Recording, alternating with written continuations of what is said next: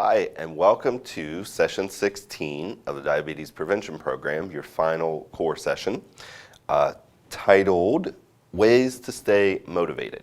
Okay, so we are at the point now where we kind of transition out of these weekly sessions into every 5 weeks. All right, I want to make sure that you have a perspective going into the post-core of what might start happening, all right?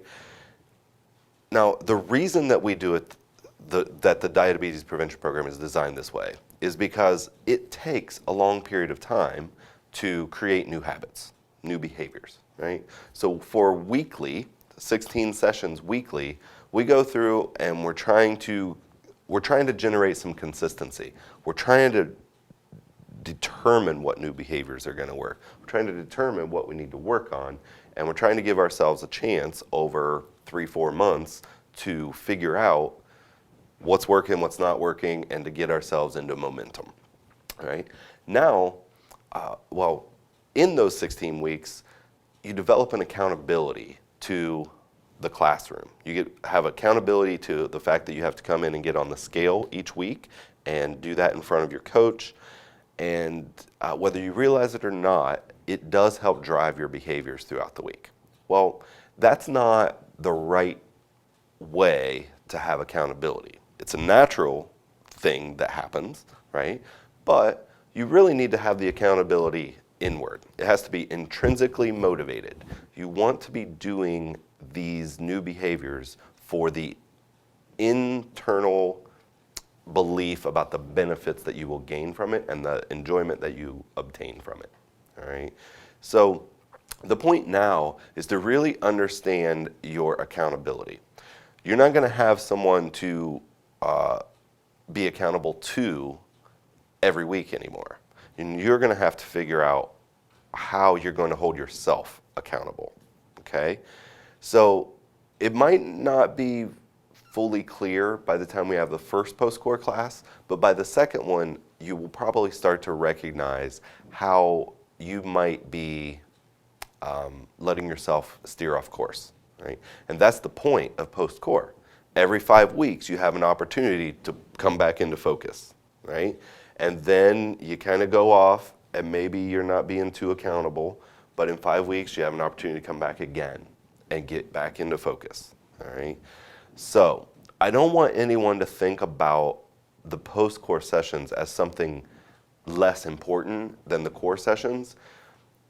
The truth is the post-core sessions are far more important because it's now that you have to truly learn how to rely on yourself for accountability, and you have to truly put strategies into place to ensure that you get yourself through to your goal, through to maintaining or just eternally for maintaining happy, healthy, active lifestyle. Okay? That is the reason for post-core and every 5 weeks. All right? And I don't want anyone to not come back to class in post-core because maybe you put 5 pounds back on because it's been a rough month. That happens. It will happen. I see it frequently. It is not a reason not to come back to class. It's every reason to come back to class, right? We want you are never judged on the scale in the class. So if you happen to go through a tough period and you put 5 pounds back on, come back to class and use that as an opportunity to get yourself back into focus, right? It makes sense. And I want you to really commit to sticking with it through all the post-core sessions, which is roughly the next 6 months, 7 months, right? Use that, give yourself the gift of making this the one and only time that you need to deal with lifestyle change. Make it stick, right?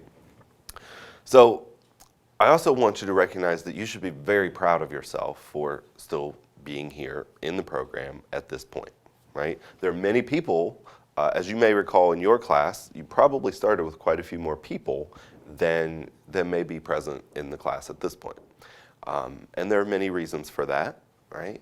But I want you to look at it as a opportunity to be very proud of yourself for sticking with it, right? You're still here, you're still committed to yourself, you're still committed to the journey, and you're still optimistically looking forward toward whatever goal it is that you're trying to achieve, right? Your knowledge is far superior today, hopefully, after listening to all this content, working with your classmates, working with your coach, and that knowledge is going to be there forever, okay?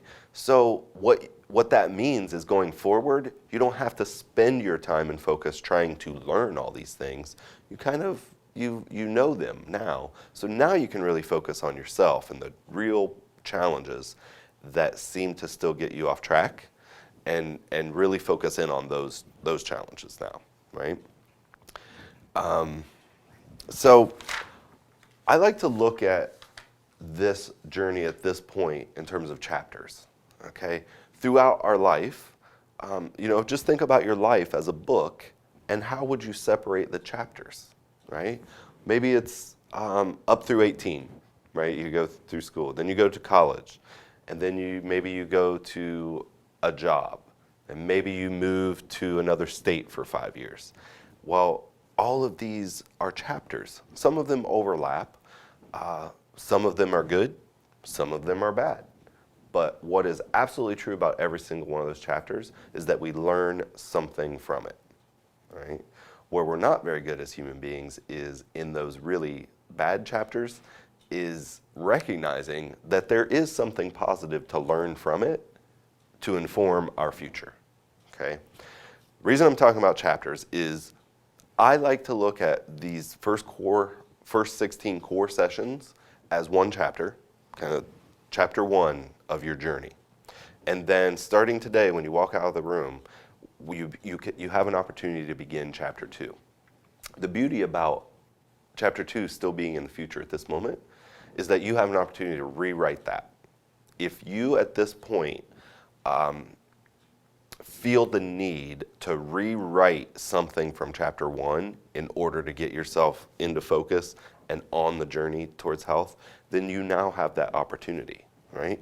In your session 16 handout on page 3, you have a progress review, right? I want you to spend some very good quality time with page 3, because I want you to really reflect on the past 16 weeks. What have you done? What have you not done? What did you believe you were going to do? Where did you believe you would be today?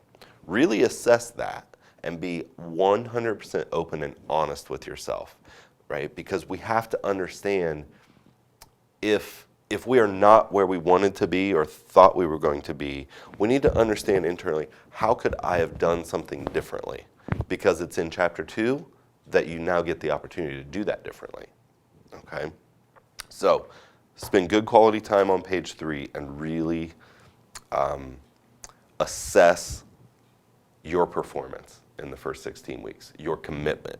There are many words I could use here to talk about, but the point is just spend time reflecting and be honest with yourself, all right? And then you get the opportunity to start chapter 2 and rewrite that. Now, I always talk in my classes about, I have several summary items that I think are the key points that I want you to take out of these first 16 sessions, right? One is that you, and only you, control your destiny, okay? So in order for you to get to whatever goal that you're trying to achieve, you have to recognize that it's you and only you that control your destiny to get there, right? You can wake up every morning and say, I am focused on my goal. And that goal is 6 months down the road, 10 years down the road, whatever it is, you can be focused on that goal. If you find yourself off track or you find yourself not achieving that goal, you have to own the responsibility that it was you who controlled the destiny to achieve that, right? If you're unable to accept that responsibility, you're not recognizing the true nature of the challenge that might be standing in your way, okay? You control your own destiny, right? You have the power to choose what you eat, to decide to be physically active or not. to control your surroundings, to say no, to make time for yourself, to control stress. That's all within your power, okay? So if you find yourself off course, I want you to always reflect on controlling your own destiny and taking ownership of it. It will help inform you and guide you for your next steps. Doing it differently, right? If a person finds themselves in a situation currently and they're not, we'll just say not happy in some way with that situation, the only way to change it is to do something differently. Now that sounds really, really simple. And it is. But it's really hard to execute because we stand in our own way, right? So quite simply, I just want you to constantly reflect in your mind. When you wake up in the morning, you have to tell yourself, all right, I have to do something, anything different today. Because what I've been doing leading up to this has obviously not been the right thing because I'm not happy with where I'm at with my result right now. So I have to do something different. Keep focused on that theme, all right? Hindsight is 2020 is another one. I like to talk throughout the sessions about hindsight being 2020 as a precaution for people so they don't show up at session 16 and have to say to themselves, well, hindsight's 2020, I shoulda, coulda, woulda, right? Hindsight is 2020. It's very clear to us when we look back what we could have done differently.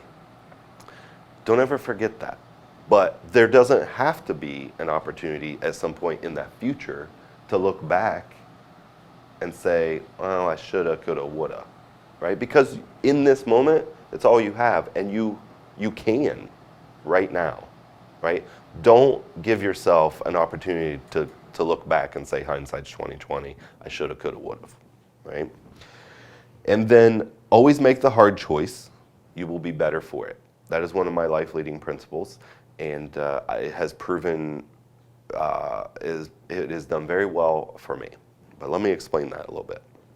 So in life, in most anything in life, we have a decision, right? And there are always two options. Yes, no, right, wrong, you name it, right? There's at least two choices always. Well, oftentimes when you think about the decisions about behaviors that you're making, oftentimes, it may be 100% of the time, you can view one as easy and one as hard. One is right, one is wrong, one is yes, one is no. But I like to look at it as doing the easy thing or the hard thing, okay? So if I use, let's just say you're feeling tired and you lay down on the couch and you turn on the TV. The easy thing would be for you to just continue to lay there on the couch and watch the TV. The hard thing is to stand up to yourself and say, no, I'm not doing this to myself anymore. I'm getting up, I'm putting on my shoes, and I'm walking out the door and I'm going for a walk, right? One thing's easy, one thing's hard. What you really need to understand about that is it's far deeper than just easy and hard. What's really happening when you choose to always do the easy thing is that, number one, you lose personal discipline. When you constantly turn to the easy thing, you are telling yourself that it's okay, and you're also reinforcing that it's okay to always choose the hard thing. Well, unfortunately, there's no payoff from doing the easy thing, right? The payoff is instant, right? Oftentimes. The payoff of doing the easy thing, like my example, is you get to lay there in bliss and just kind of do nothing and rest. And of course, there's good things for rest, but not when you know that you need to be doing activity to invest in your health, right? The payoff is not tangible. The payoff is not investing in your health. The payoff is not long-term. It is instant gratification. We're an instant gratification society, and that's what has driven us towards the easy decision. By contrast, the hard thing is always a little bit challenging, but it requires great personal discipline. So in essence, what I'm saying is part of this journey is cultivating personal discipline again, right? The good news is when you do choose to do the hard thing, you are investing in your health, you're investing in long-term, you're investing in your future. You're investing in a hopeful quality of life and longevity of life, right? Because if you have the discipline to be able to tell yourself, you know what, I've only got 3,000 steps today. I do not have time in this lifetime to lay here and watch that movie. I need to get up and I need to go invest in my health, because if I don't, there are negative ramifications to that, right? So by doing the hard thing, you actually get something very tangible out of it. We just don't see that, and we're not motivated by it because it's not instant gratification, usually. It takes a long, long period of time to see the impact of that. And often, it's kind of under the radar impact, right? It's the fact that by every day making sure that instead of sitting on the couch and watching TV, I go out and exercise. And every day of doing that means nothing negative happens. My health is good, and I have longevity of life. I buy myself 5 extra years of life because I was healthy and I did the hard thing and I invested in it. We don't like that kind of stuff. We want a big present right here, the biggest present we can possibly find, and we want to rip it open and have the instant gratification of what that present is, right? The easy thing. Well, you know, remember back when you were a kid with those presents, right? They'd sit under that tree for a month and you'd have to look at them. That was the hard thing, but wasn't the payoff much better, right? Than if someone just, in this moment, brought a present in and you got to open it, right? Easy thing has less of an impact than the hard thing, all right? That is one of my life leading principles, and I love the opportunity to share that with you because it has served me well in all decisions, not just health, right? I made a decision to walk away from my original career at midlife, and I went back to grad school. That was a really, really hard decision that took me 5 years to make. But the long-term ramification, I found more happiness than I knew was possible when I was living in that old life, right?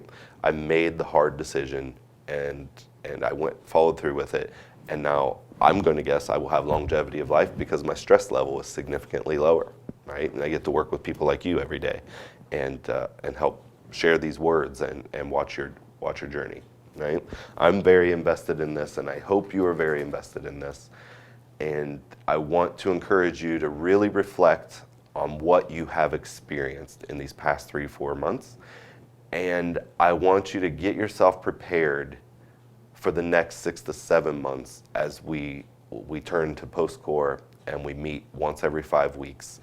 Invest in yourself and make this the one and only time that you have to deal with trying to create these behavior changes. Make this time stick, right? Thank you very much. I hope you've enjoyed the core sessions, and I look forward to myself and the other coaches getting to work with you throughout the rest of your program. Thank you.